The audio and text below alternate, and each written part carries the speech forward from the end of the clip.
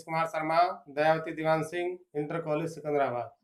आज मैं आपको गणित में एक्सरसाइज 6.3 रेखाएं और कोण, इसमें मैंने आपको कुछ मुख्य बातें बताई थी प्रश्नावली 6.1 में शुरू में, जिनका ज्ञात होना जरूरी है। तो उसी में एक चीज आई थी कि त्रिभुज के तीनों कोणों का योग 180 अंश होता है। तो ये हमें इसको प्रूव करना है, सिद्ध करना है। तो ज्ञात है त्रिभुज एबीसी है और सिद्ध करना है हमको इसमें कोण ए प्लस कोण B plus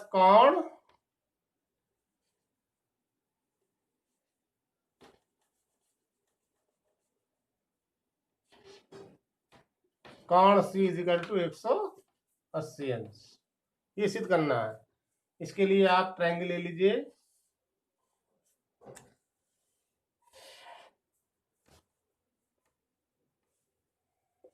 A B C, इसमें एक रचना भी करनी पड़ेगी आपको। बी सी के पैरेलल समांतर एक रेखा खींची, इसको नाम दीजिए ए बी सी, इसे कह दीजिए डी ई। तो रचना में हमने क्या करा, D E parallel B C खींच गई। इसमें आप इसको और नाम दे दीजिए, सॉल्व हो जाएगा थोड़ा सा और आसान आपको। इसको एंगल 1 कह दीजिए, इसे एंगल 2 कह दीजिए और इसे एंगल 3 कह दीजिए और इसे एंगल 4 कह दीजिए और इसे एंगल 5। तो यहाँ a plus B plus C, इसको हम ये भी लिख सकते हैं angle 1 plus angle 2 plus angle 3 is equal to 180। ये दोनों एक ही बात है। तो इसको सॉल्व करते हैं। उत्पत्ति, उत्पत्ति में देखिए, क्योंकि डी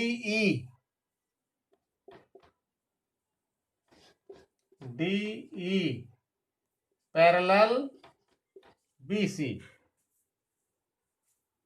इसलिए angle 2 is equal to angle 4, इसलिए angle 2 is equal to angle 4। क्यों है ये? क्योंकि ये जब दो समांतर रेखा तिरक रेखा काटती है तो एक अंतर कोण बराबर होते हैं। क्या लिख भी सकते हो आप, एक अंतर कोण। इसी प्रकार से 3 is equal to 5, angle 3 is equal to angle 5, ये भी एक अंतर कोण है।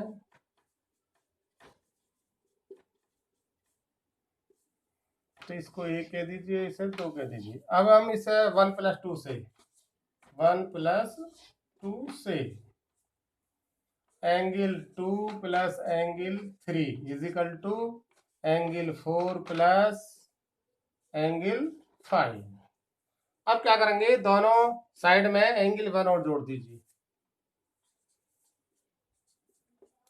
दोनों और एंगल 1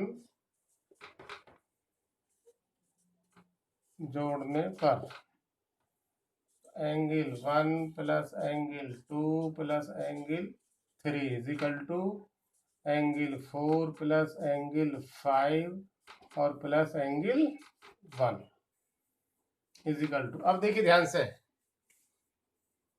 एंगल 4 प्लस एंगल 5 और प्लस एंगल 1, तो ये जो है पूरा का पूरा ये कोण,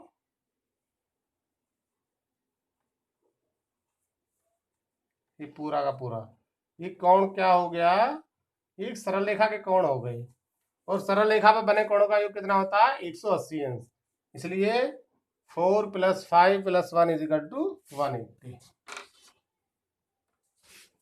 तो ये आपका आ गया angle 1 plus angle 2 plus angle 3 is equal to 180, या एंगल ए की जगह ए कह दो angle A plus angle B plus angle C is equal to 180। ये हमको सिद्ध करना था। बिल्कुल सिंपल है। ऐसी एक आपकी दूसरी फिर में आती है कि त्रिभुज का बहिष्कोण दो विपरीत अंतःकोणों के योग के बराबर होता है। उसको और सॉल्व करेंगे। इससे आगे फिर में 2 लेते हैं। इसको बहिष्कोण फिर में भी कहते हैं। इसमें कह रहा है किसी किसी त्रिभुज की एक भुजा को आगे बढ़ाने पर बना बहिष्कोण दो अंतःविमुख कोणों के योगफल के बराबर होता है। तो हमें इसमें ज्ञात है एक त्रिभुज एबीसी जिसकी बड़ी भुजा बीसी पर एक बिंदु डी है। इस प्रकार बहिष्कोण त्रिभुज की एक भुजा को आगे बढ़ाने पर जो बहिष्कोण 4 बनता है।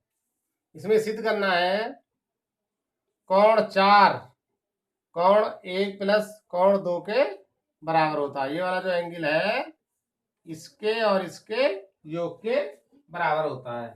इसकी देखिए उत्पत्ति।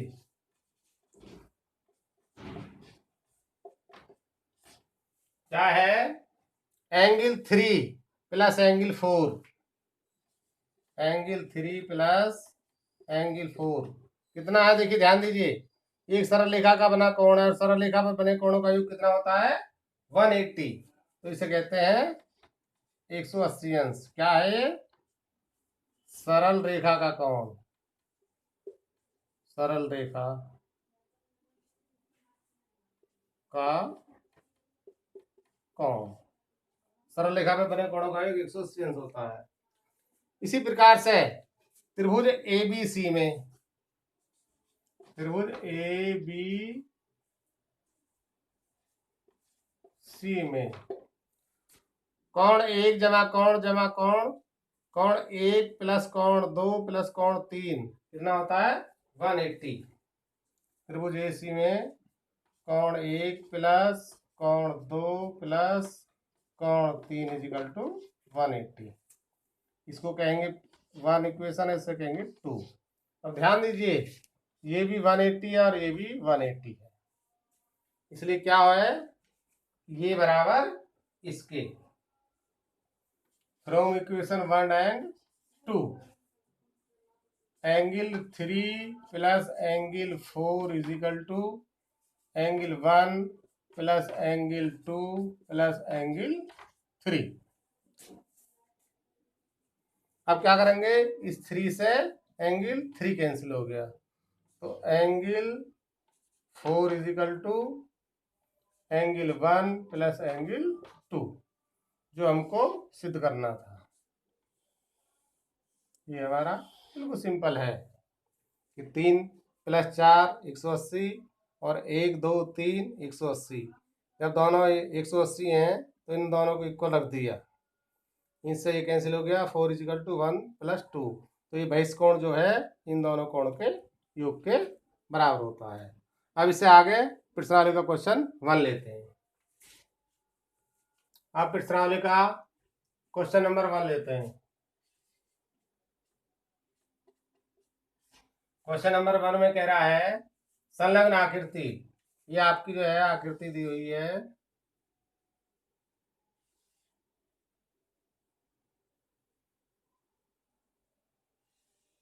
ये